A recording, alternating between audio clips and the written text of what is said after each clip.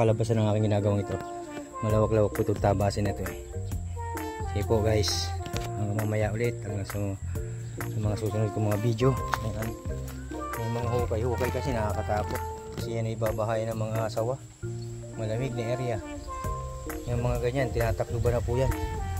Pagka ganyan po yung mga ganyang area. Kasi yan ay ano po ng mga ahas. Opo. Baba natin yan. Maganda nga may kamote. Pero kung ganyang wild ang kamote, hindi maganda. Gagawa natin ng plat dito yan. Taniman natin ng kamote. Gusto nila. Para isang side lang. Hindi na siya gagawa. Kasi hindi na yung ano. Pangit kasi. Pangit po.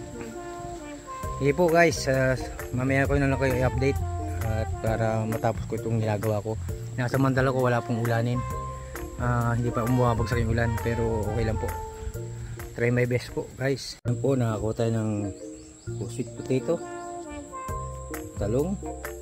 Marami pa tayo mahuhukay dito. Update ko lang kayo kumuha na po tayo ng tawag natin asarol, saka mga bagay na ano. Yan, sisimulan natin na asadahin ito at para magkaroon ng kaayusan kasi magulo po. Yan, puno ng talong. Pag yan ay napabayaan, wala na talaga yan. Dapat ma-maintain yung ano, yung kalinisan dito. Ayan po, yan ang ginagawa ko ngayon. Ayan, kaya papaganyan. Pag nalinisan ko ilalim yan, nililitaw yung ano, mga puno. Tapos lalagyan ko ng mga plat dito, asada, na pwedeng taniman ng mga kamote or hindi, yung mga ano lang, mga puno ng nyug. Asarolin ko ito guys. Yan, hali, sige po, samahan niyo po ako dito. Tingnan ko anong magagawa ko. Kapag may oras po ako dito, gagawin ko yung paraan na magawa ko itong dapat gawin dito. Pangit po ang panahon, pabago-bago, pero okay lang po. Lang tayo konti. Nakainit po. Yan, mamaya diretso ligon tayo dito sa labas. Yan na po, konti. Gagawin natin ng punting plat, tsaka ilalagay natin yung dwarf na nyug. Marami po, tsaka ito pangit o kamuti ito. Maganda sana, kaya lang wild. Dapat yan inakaayos, nakaseparate yung mga kamuti na yan. Tatanggalin ko rin po sa gilid na ito. Wala na rin yan silbi kahit papaya na ito. Hindi, ano. Itong lemon na ito, bawasan natin, titrim natin. May pinadala po akong ano, pan-trim. Guys, update lang tayo. Yan yung mga dwarf nyug ko gagawin. Ano lang ako, medyo lamig-labi ng konti. Si Kuya Ubit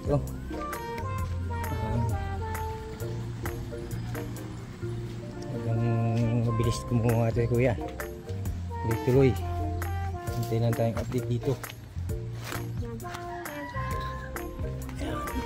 Tayong magawa at ako yung nag-ano po sa likod ng bahay.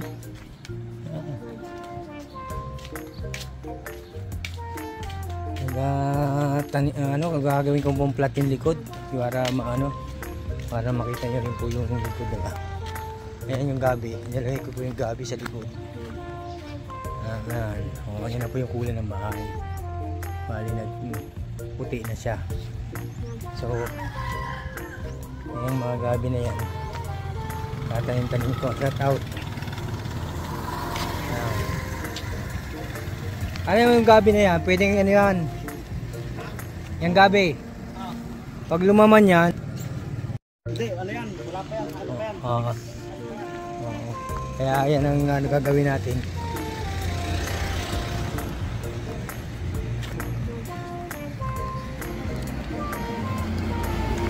LPG delivery. Update lang tayo ng konti rito sa bago mamaya natin tutuloy sa likod. Mainit na po, mga 10 mag-aalas na alas 11 na, alas 12. Nakaluto na naman tayo. Ito yung pusa mamaya po ayusin natin dito sa likod. Update lang tayo. Nandito tayo sa likod. Hindi po ako makatulong-tulong muna sa pintura at ako kailangan kong tapusin ito. Yan po yun guys, tapusin ko muna itong likod. Kaya nyo po ang bago tayo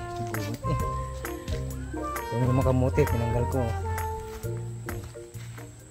para hindi maging white. Sabang nag-aano ko ito ng plat, kabalbas nandun.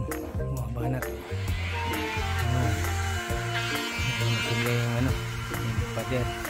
Na po dapat ayusin pa ito, sira ng bagyo. Ito guys. Dito tayo sa likuran ng bahay. So sayang naman itong kanto na ito. Kaya ito nilinisan ko po para tanim yung ano, taniman, mataniman kahit po ano, kamatis. So, hindi na kahit yung nalagyan ako na ng bala. Ito ng paraan.